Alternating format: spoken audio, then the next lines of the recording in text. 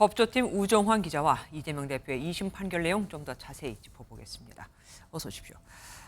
이 대표 1심 선고가 완전히 뒤집혔습니다. 사실 이렇게 무죄로 완전히 바뀔 거라고는 예상 못했지 않습니까? 네, 그렇습니다. 1심에서 고 김문기 전 처장 관련 발언이랑 국토부 협박 발언 건 이렇게 두 가지가 유죄로 인정됐었기 때문에 네. 이걸 둘 다 뒤집기는 쉽지 않을 거라는 전망이 그동안 많았습니다. 네. 이 설령 김 전 처장 관련 발언은 무죄로 뒤집는다 하더라도 이 국토부 협박 발언은 뒤집기 쉽지 않을 거다. 이런 분석이 많았기 때문이었습니다. 때문에 유력한 전망은요. 최소한 일부는 유죄가 인정되고 형량만 가지고 피선거권 박탈 기준을 넘느냐 안 넘느냐 이게 관건이 되지 않겠느냐가였습니다. 하지만 완전 무죄가 나왔죠. 많은 전망이 무색해졌습니다. 그러니까요. 특히 이 두 가지 쟁점 아까 잠깐 짚어드렸지만 그 두 가지 쟁점 중에서 국토부 협박 발언 이거는 무죄로 뒤집히기가 참 힘들 거라는 분석이 많았었거든요. 갑자기 이렇게 된 이유가 뭘까요? 이게 이재명 더불어민주당 대표 발언이 허위 사실을 말한 것이냐 여기에 대한 해석이 이게 1심과 2심이 달랐습니다. 이 공직선거법상 허위사실 공표죄는 이 죄명의 이름에도 나오듯이 사실과 관련한 허위를 처벌하는 겁니다. 이 국토부 협박으로 어쩔 수 없이 백현동 부지 용도 변경을 한 것이다. 이렇게 말한 이 대표의 이 발언을 두고요.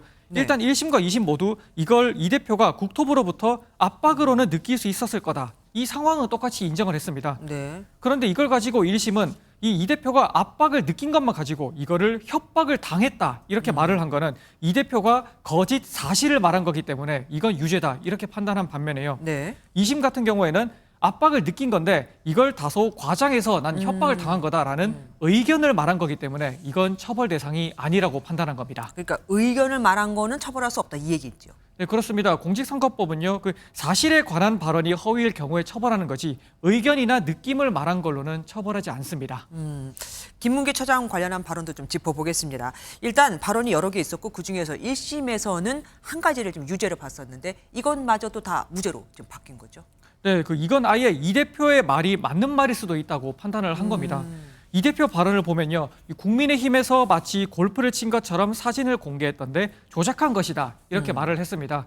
1심은 이걸 두고 이 대표가 김 전 처장과 골프를 쳤으면서 치지 않았다는 거짓말을 한 것이다. 그래서 유죄다 이렇게 판단한 반면에요.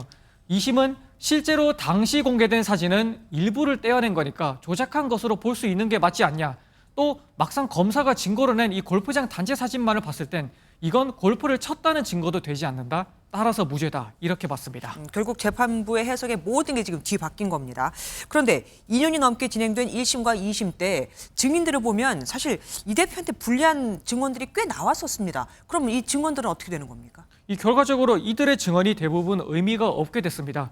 이 증인으로 나왔던 김문기 전 처장의 가족이나 국토부, 성남시 공무원들은 대부분 이 대표 주장과 반대되는 증언을 했습니다. 네. 하지만 이는 이 대표의 말이 사실에 관한 발언이라는 전제를 두고 이게 팩트냐 거짓말이냐를 따지는 증언들인 겁니다. 네. 팩트냐 거짓이냐를 따지기 전에 애초에 김문기를 몰랐다 국토부 협박 이런 발언이 사실에 대한 발언이라는 성격 자체가 아니었다. 이렇게 2심 재판부가 해석한 이상 이 증언들은 의미가 없게 된 겁니다. 그러니까 이제 공은 대법원으로 넘어가게 됐습니다. 그런데 들어보니까 오늘 선고로 대법원의 부담이 오히려 줄었다는 말이 나옵니다. 이건 무슨 뜻입니까? 이게요, 만약 오늘 이 대표가 1심과 같은 피선거권 박탈형을 선고받았다면요, 이 대법원 입장에서는 굉장한 부담을 느낄 수밖에 없었습니다. 만약 윤석열 대통령 탄핵이 인용돼서 조기 대선이 성사되면요, 이 대선 기간 안에 대법원이 최종 선고를 하느냐에 따라서 피선거권 박탈 확정이 갈리게 되는 만큼 이 굉장한 압박을 받게 됐을 거거든요. 하지만 오늘 이 대표가 무죄를 선고받으면서 대법원은 어떤 선고를 하든 간에 이 외부 정치 스케줄에는 큰 영향을 줄 수 없게 됐습니다. 어째서죠? 대법원이 만약에 오늘 판결을 뒤집으면 그러면은 선고권이 박탈되게 되잖아요. 이게요, 2심 선고를 뒤집을 경우에 대법원은 파기환송이란 걸 하게 됩니다. 이게 판결을 바로 확정하는 게 아니라요, 이 고등법원이 다시 재판하라 이렇게 사건을 돌려보내는 겁니다.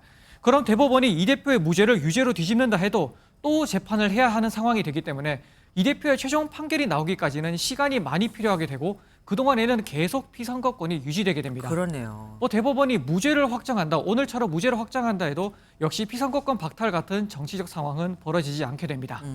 대법원이 판단을 하려면 어쨌든 검찰이 상고를 해야 하는데 검찰 입장이 혹시 나왔습니까? 그렇습니다. 검찰은 곧바로 입장문을 내서 상고하겠다고 밝혔습니다. 이 검찰은 김 전 차장 관련 의혹과 백현동 의혹이 당시 국민적 관심 사안이었던 점을 2심 재판부가 고려하지 않고 국민 생각과 다른 판단을 내렸다면서 대법원에서 바로잡겠다 이렇게 밝혔습니다. 예, 지금까지 우종환 기자와 함께했습니다. 고맙습니다.